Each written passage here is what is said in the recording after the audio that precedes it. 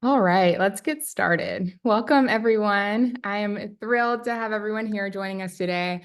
My hope is that this webinar helps equip you with valuable insights as you complete your application for the YAS Prize. My name is Marcy Dones, and I'm the Senior Director for the YAS Prize, and I'm just so happy to have this space with all of you. My colleague Cassie is also on with us and will be supporting the chat and monitoring the Q&A. Let's see. So I'm excited to share more about our second tenet of our STOP acronym, transformation. So we're going to dive into this principle with awardee examples to explore what it really looks like in action. We also have 3 alumni with us from last year. We have Keith Brooks, the founder and CEO of the National Fellowship for Black and Latino Male Educators. We have David Noah, the Executive Director of Comp Sci High, and Erica Donalds, the CEO of Optima Ed. You'll hear what this principle means to them before we do questions and answers at the end. We also encourage you to use the chat right now to introduce yourself and share where you're calling in from. If you have questions, please use the Q&A feature. That is the feature we're going to use to pull questions at the end of our time together. So please use that for your questions. Okay. I also wanted to talk briefly about eligibility. Since eligibility question or criteria are really clearly outlined in our application, we will not be addressing eligibility during the question and answer section of our time later. If you meet the specific criteria outlined here, so you're an organization that primarily serves students within pre-K to 12th grade, you're currently working with serving, educating students, your work is established and headquartered in the United States or Puerto Rico, your work is primarily conducted in this nation, and you're an organization that has not previously been a recipient of a YAS Prize, then you are eligible. So I hope that helps. One thing I would note is that most applicants' true wondering around eligibility is not if they're eligible, it's if they should apply. And I would let you know that the lead applicant, you are the best positioned to answer that for yourself and your organization.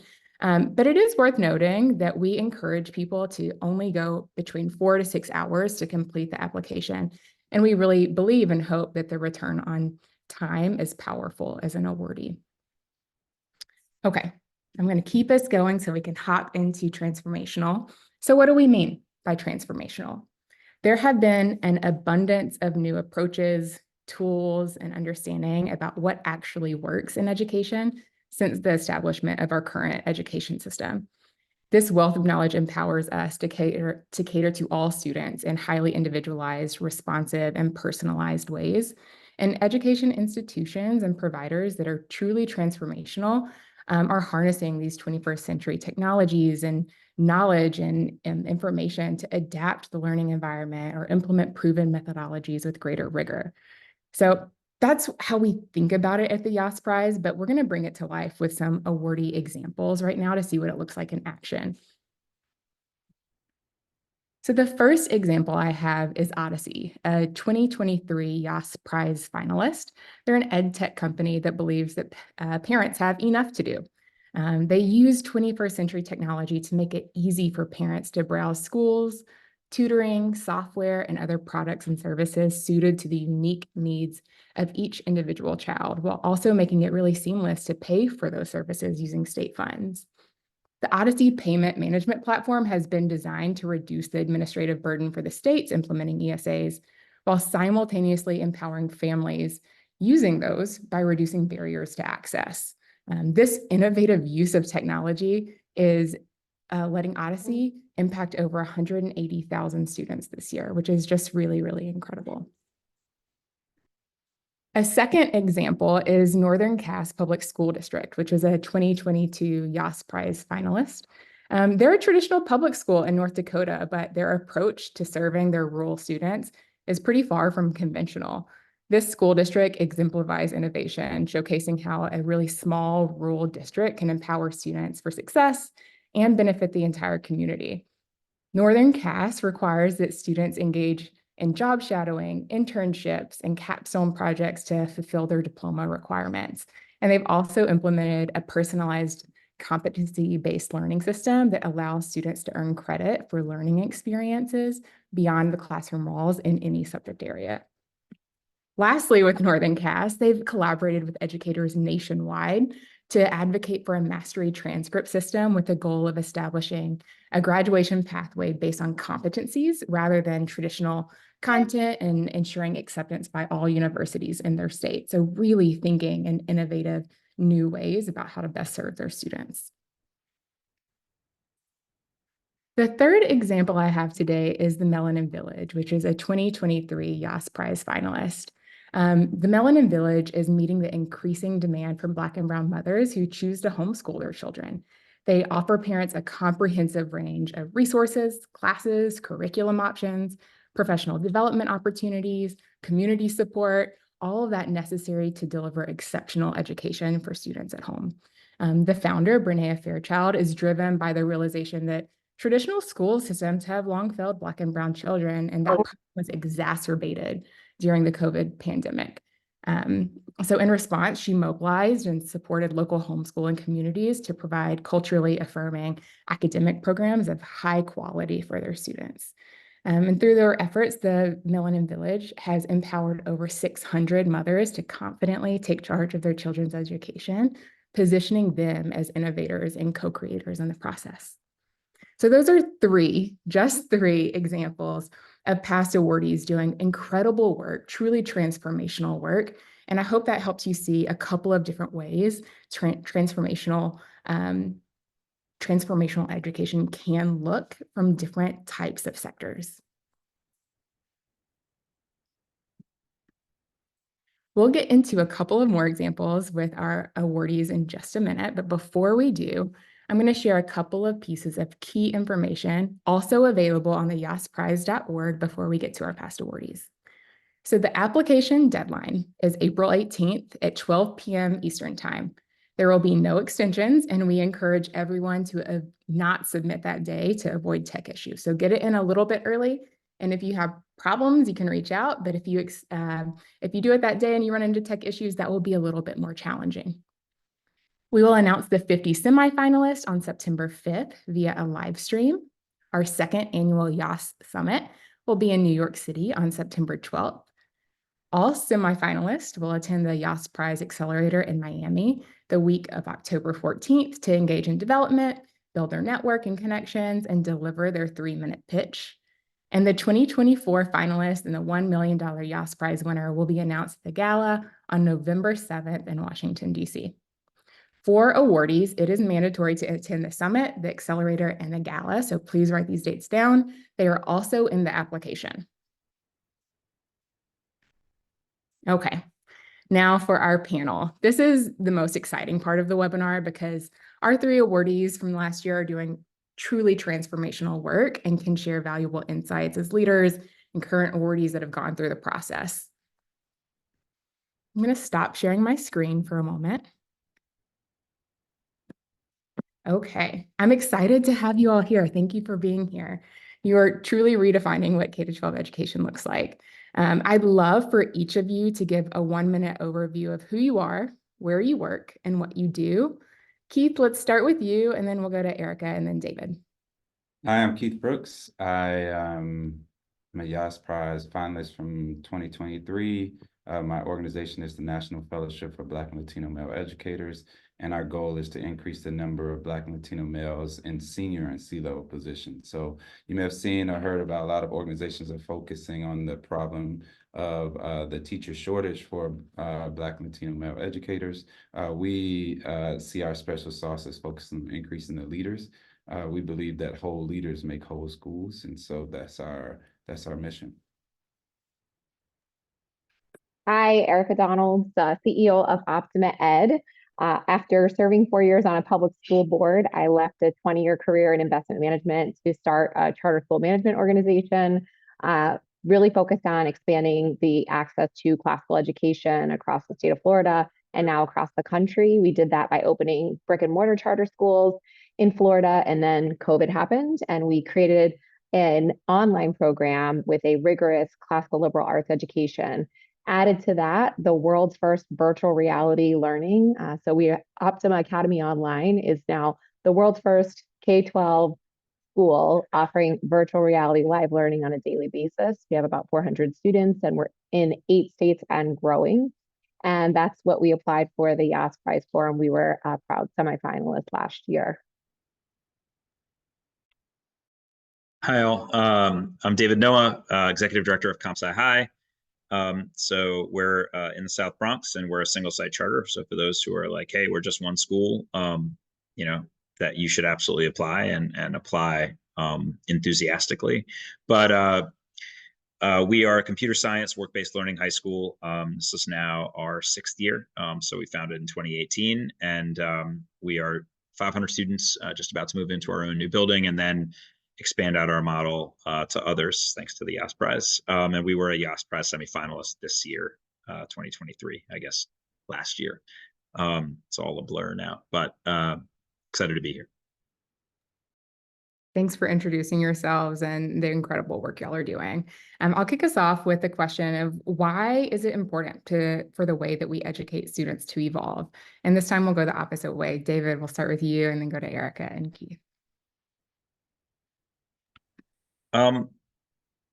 Why is it? I mean,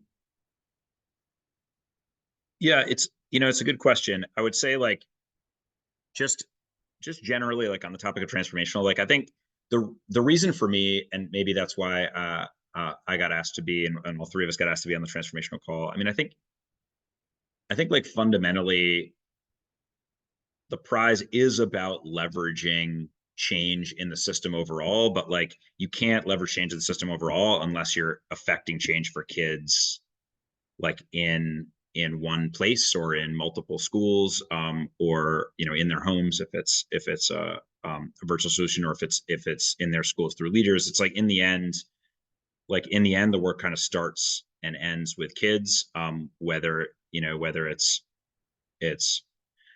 CompSci High kind of directly working with kids, or it's Keith really preparing leaders who are actually in the building with kids every day, or it's Erica providing virtual reality learning to kids all around the country. And so I guess it's like that's for me the kind of transformational element of the work. It's like if you're not transforming the individual lives of kids, then like the rest kind of doesn't matter.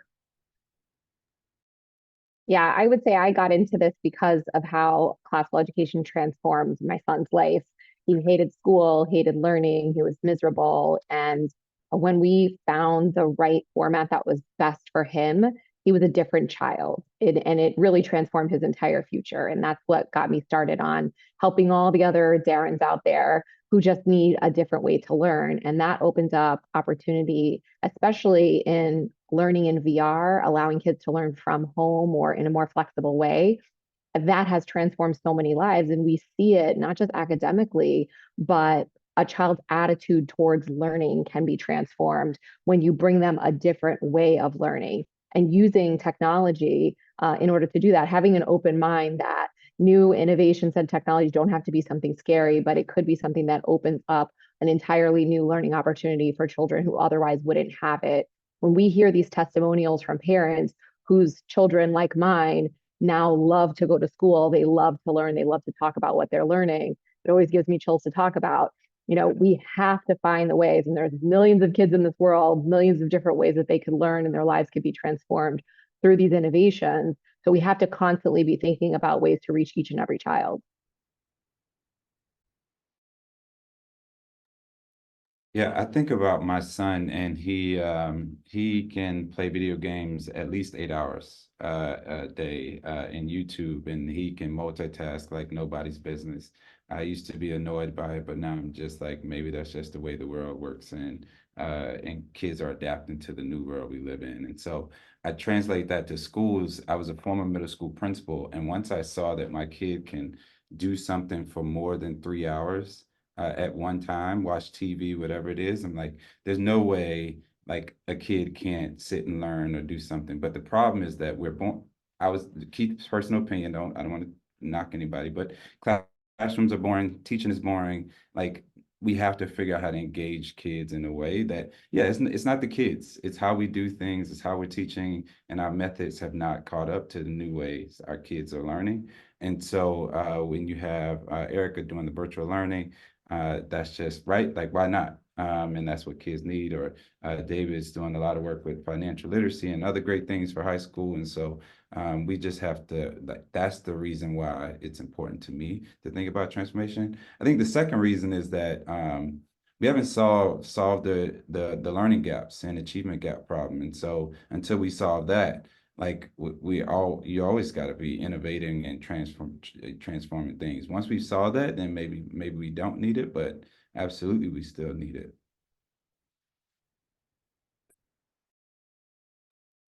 Thanks for bringing us into the way y'all are thinking about evolving education. Keith, my son, sounds very similar to yours. You can definitely play video games for extended periods of time. I would love for y'all to build on what you started to share. And Erica, you shared a little bit about the first question I'm going to ask, but I'd love to hear the second part too, is just what inspired you to stop and start transforming education? And then the second part, if you have already answered the first part, the second part is, how did you tell that story in your application? And we'll start with David and then go to Erica and Keith. Yeah, so I mean, look, I've been in this work a while. I was a lawyer, but mostly I've been a teacher and an educator. Um, and so I think through Comp Sci High, I think both the answer to the question and how we did in our application were it's kind of the same answer. It's, you know, our organization, and hopefully like the organization, probably most of the schools and organizations listening in right now, it's like, if you had to boil things down to one or two, if you had to boil your entire mission down to like one sentence, like what is it for us? It's like, it's economic freedom. It's like, that's like, I got into this work. College persistence is great. Getting into college is great. Like, excitement and engagement is great, but like my school serves the poorest community in the country. And so what the poorest community in the country needs is a lot of things. Well, poorest financially. But like the Bronx is actually an amazing and vibrant place. But like my kids, my families, they don't have economic resources. And so what my school has to deliver is economic resources. Like my kids have to be economically free, because otherwise like they could be free in their minds and they could be free in their hearts. But if they can't choose where they live or what to eat or where they send their kids to school or anything else, and they are just like totally at the whim of kind of every economic force that we know is kind of playing out right now, then they're not really free and they can't live the lives they want to live. And so that's why I got into the work, was just to give a measure of freedom to children and then eventually the families that they raise. And I think in my application, like, I think we were very, that's because we are so single-minded, not in the methods that we use to get there, but we were so single-minded about what we do and what we're about.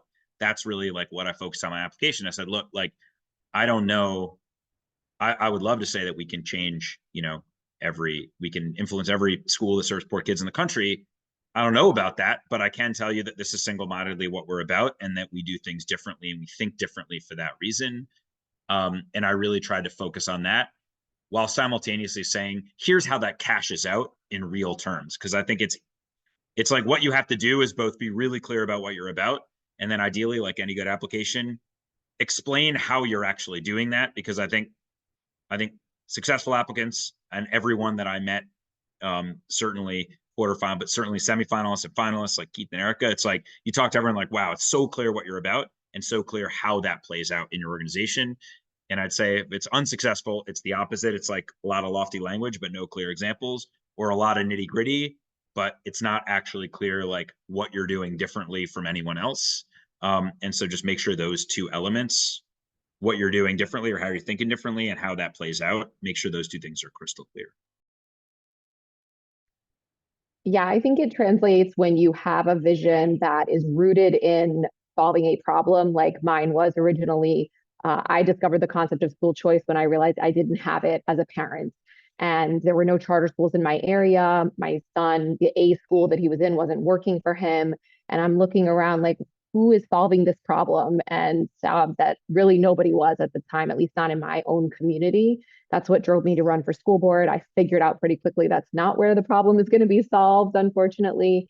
And so we just set out to solve a problem that I originally had as a parent, and then discovered a lot more parents have that same problem, and come up with solutions that are real practical solutions to a problem that not just I as a parent had, but I discovered many other parents have. And that was started by starting charter schools, but then we discovered, oh, wait, there's another problem. And that's that every one of these charter schools has a long waiting list, or these schools cost $20 million to build, and you can't support that in every single community across the country. Okay, well, how do you solve that problem with lack of access to this type of education that might work very well for students across the country? Well, let's do the same robust curriculum in an online program and offer that. Well, people can't afford it if it's a private program. So how do we navigate the government approvals to make sure that it's tuition free for every student across the country? And so it's just being presented with a problem, seeing that that problem is widespread amongst many other families across the state or the country, and then finding solutions that can be scalable and being able to then communicate that, not just in terms of you do have to communicate what is the problem that you're solving, how are you solving that problem, how is that transformational, and how can you scale that in a way that can touch more than just your small circle, your community, maybe even your state. I think all of those things need to be communicated very clearly in your application, but it does have to go back to, as David said, how does it ultimately transform the lives of the children? But all of those things I think do have to connect in the application.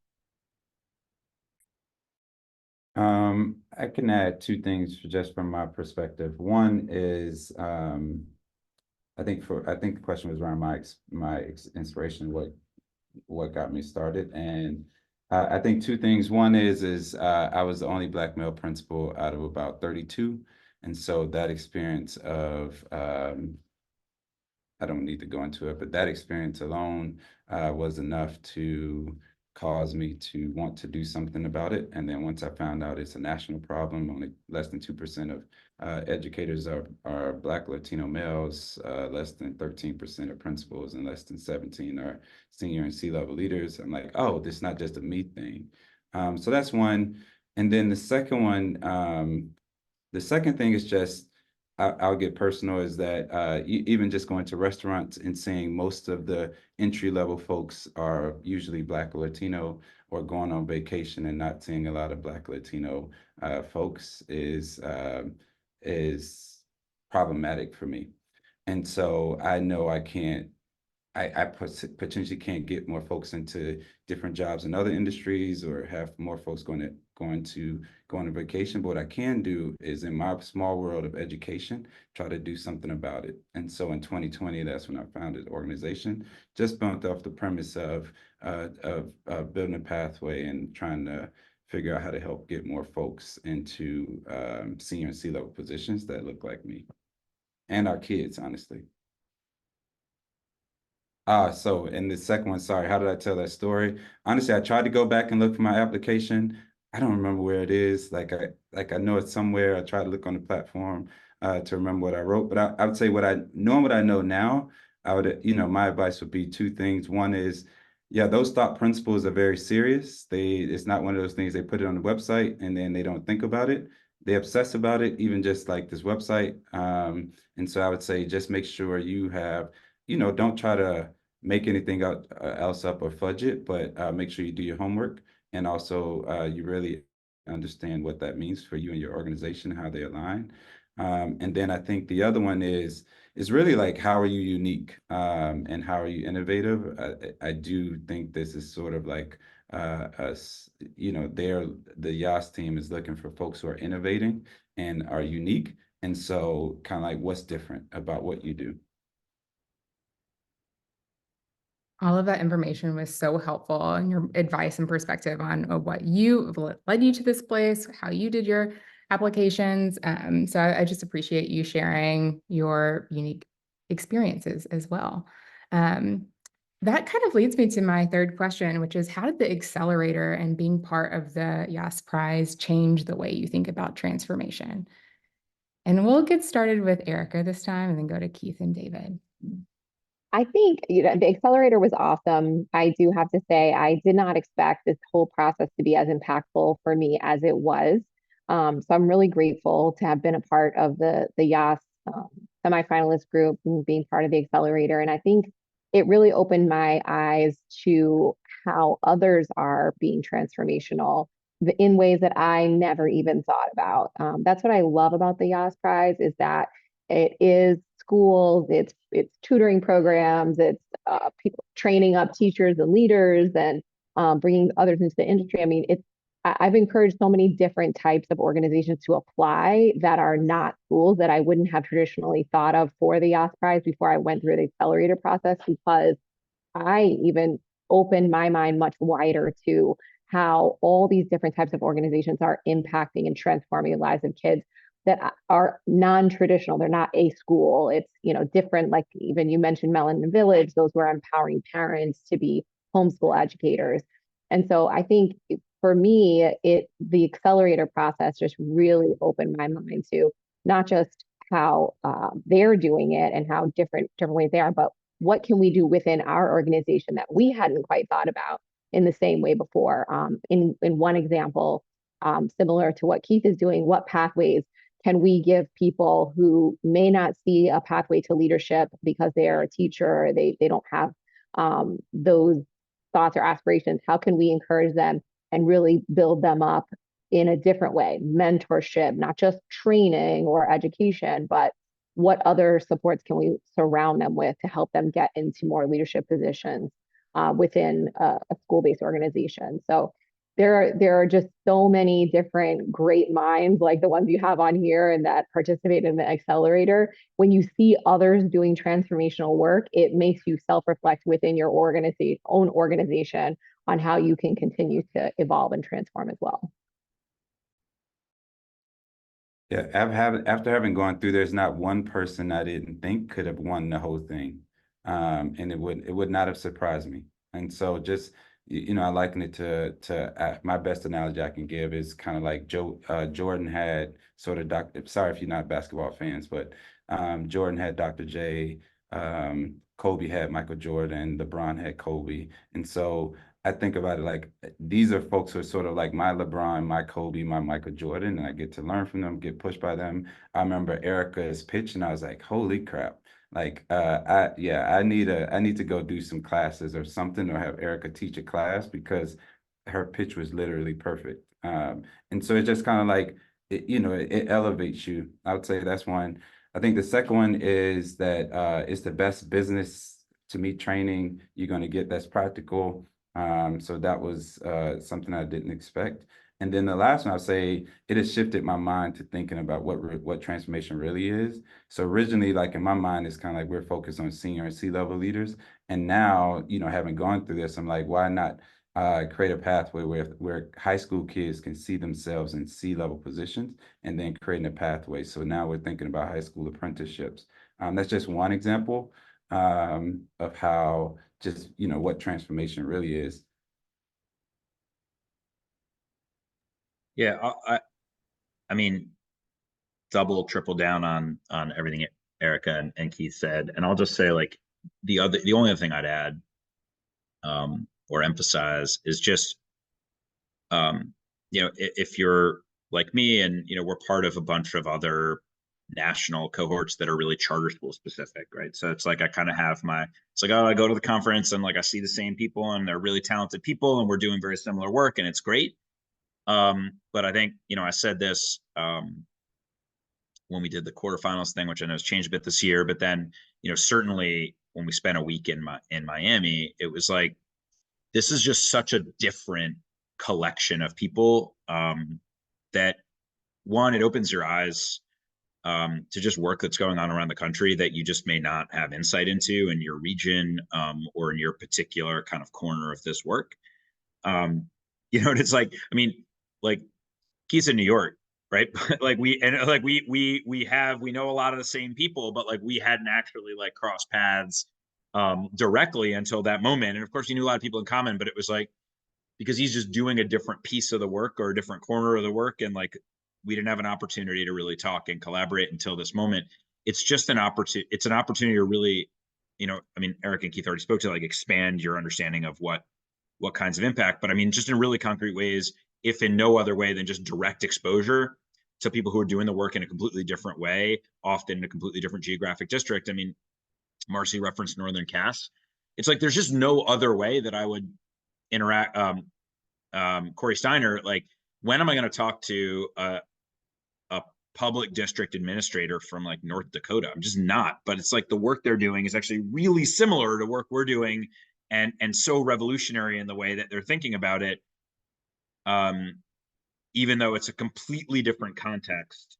And it's like there's just no other space that I'm aware of where like I would be in the same room as Corey Steiner and we'd be talking about career connected learning, just because we're like otherwise not part of the same, you know, it's like we'd never be part of the same kind of associations or funders or whatever. It's the YAS is really unique in that way. Okay, I have to just add too that we're working with a bunch of other YAS semifinalists now. And so they're doing something amazing and transformational. That's why they were there as semifinalists. And we're doing something amazing and transformational. And now we're working together and combining those efforts. And it's just like explosive. So I'm really excited about that as well in how it's kind of opened our minds to how we can work with others who are doing transformational things and really make it exponential impact.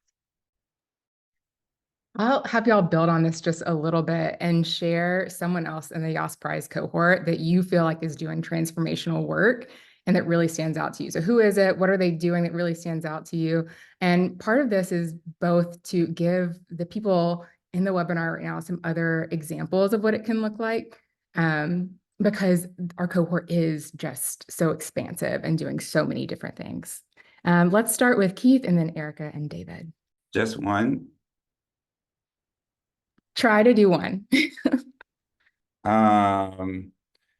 Besides Erica, there's Pastor Josh who's at his work at Black Pastors United, and they are taking the church and they're making it into a school. Well, you know, there's lots of churches who do that. I think what's unique about what he does is he saw a need where his building was underutilized or not utilized most of the day, and so he turned it into a church. But also, it's a hybrid sort of model. They partner with online schools to provide the instruction, and they provide everything else. And so the kids are like half the day is just with the community members, providing the enrichment and all the other stuff.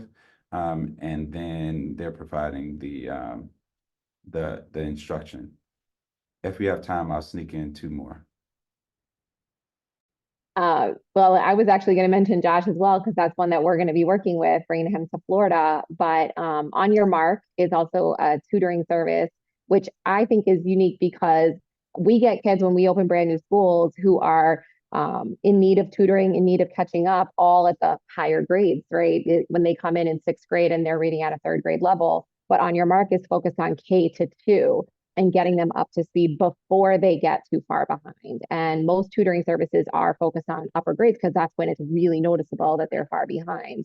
But I think On Your Mark is doing incredible work in those lower grades. And even if they get hired by a district to do the upper grades where the district is saying, oh, this is where we need it, they require that they also offer it in K-2 to make sure that we start that trend of really addressing the reading deficiencies at a very early age. And I think if that becomes the standard, which I think it should be, that transforms the entire system if we're getting those reading gaps addressed in a much earlier phase.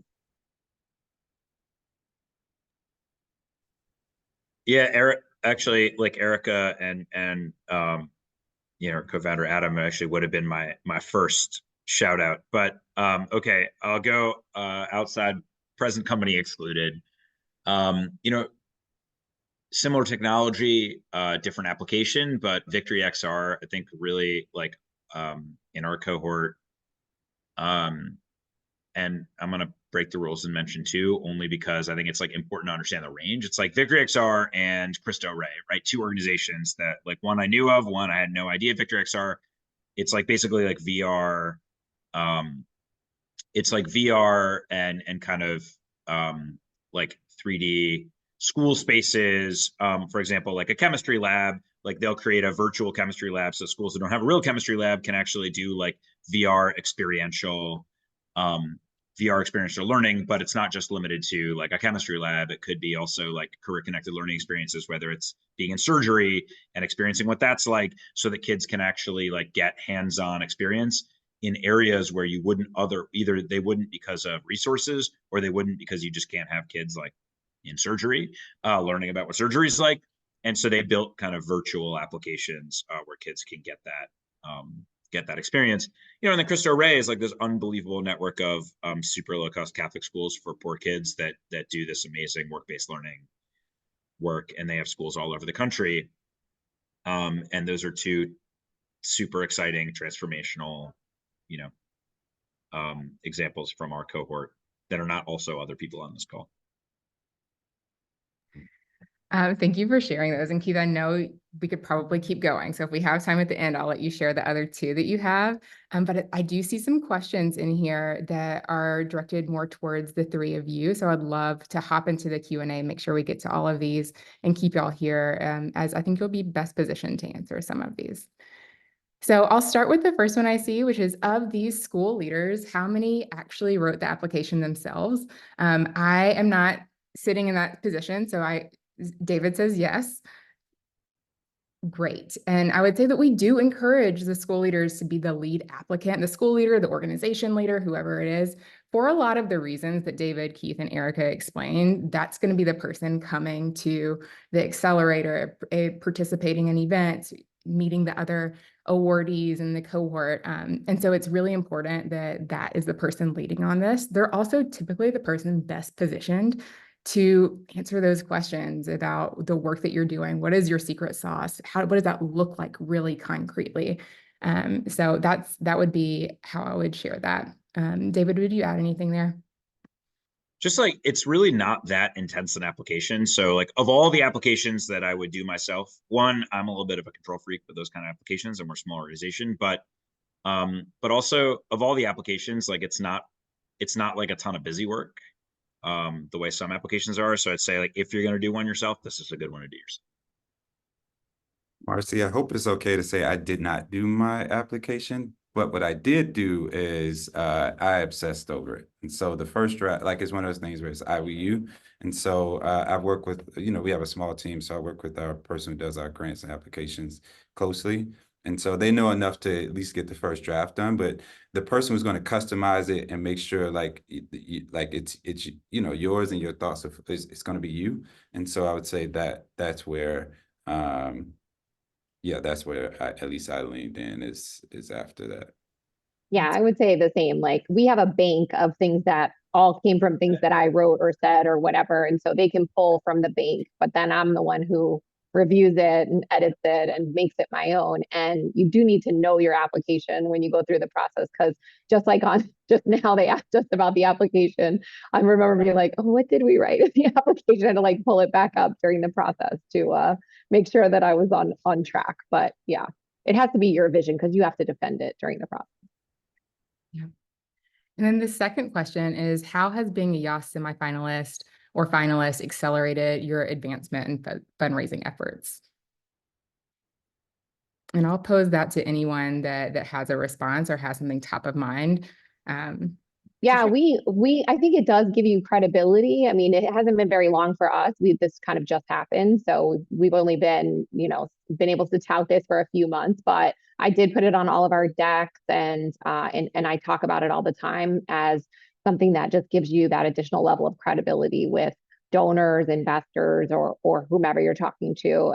But I think it's too soon to tell as far as results, but I do think that it's helpful.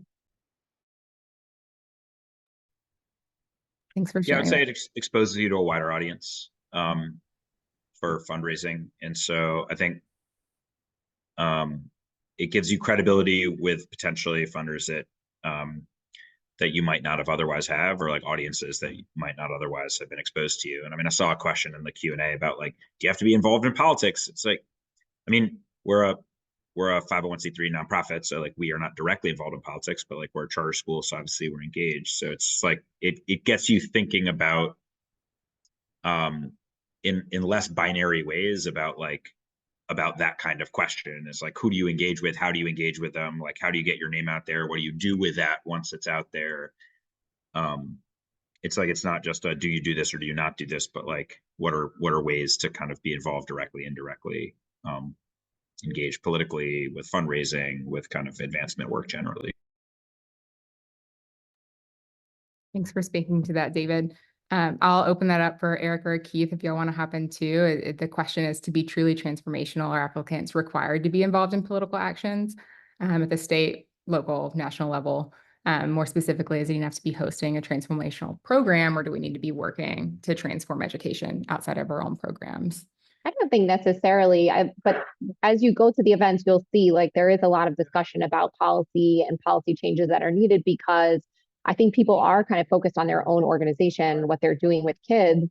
And that's really important. We get really focused on that. But as a movement, if we're trying to transform education in general, we kind of need to work together on some of these policy and cultural issues that affect all of us and affect children. And I think that's sort of a byproduct of being part of the YAS Prize cohort, is that you're going to get exposed to a lot of the policy issues that are going on, and you're going to want to be involved in speaking out, as if you can affect change that's going to help all of us in our programs to help more and more children. But I don't think it's necessary.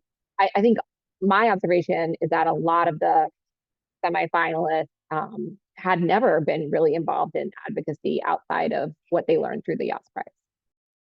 Yeah, and I'll piggyback off that and say, I'll raise my hand and say I was one of those people. I signed up to help some guys stay in their jobs and get new ones.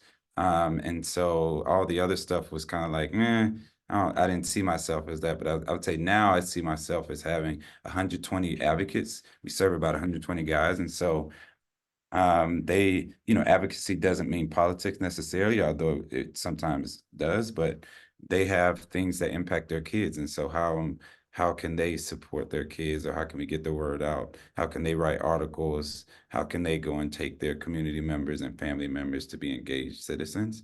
And so, it shifted my mind.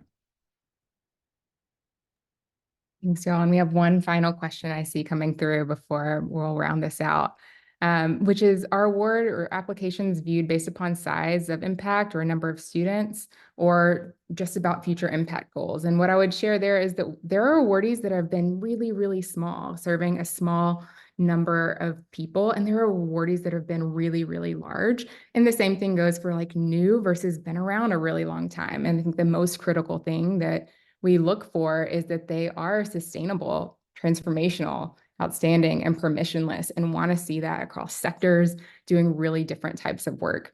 So that would be my response there. Is there anything else that any of y'all would add to that about how you've seen it work? Our cohort definitely had organizations serving 40 kids and organizations serving like 40,000 kids. And so I would say, like, the stop principle thing is real. Pay attention to those words and the definitions there, and don't cite yourself out before you apply. Just make the best case you can, and don't assume that current number of kids is disqualifying, because I could tell you it is absolutely not. Yeah, I was just going to reiterate that too. Go through those stop principles and what the definitions are on the website, and think about what that means for your organization at whatever size or phase that you are. Apply those principles to your organization and the potential that your organization has to reach more students or teachers or whatever your impact is. But yeah, take that very seriously, that those are the principles, and you should try to wrap your language, vocabulary, and your thought process for the application around those. Yeah, there's one last question. I think that the person who asked about the good fit I think just apply what was just said to that question. It's not like, yeah, I would say stick to the stop principles and don't worry about anything else, to David's point, because to me, it's like, that's not the rhyme or reason of what you normally would think would get awarded. Wonderful.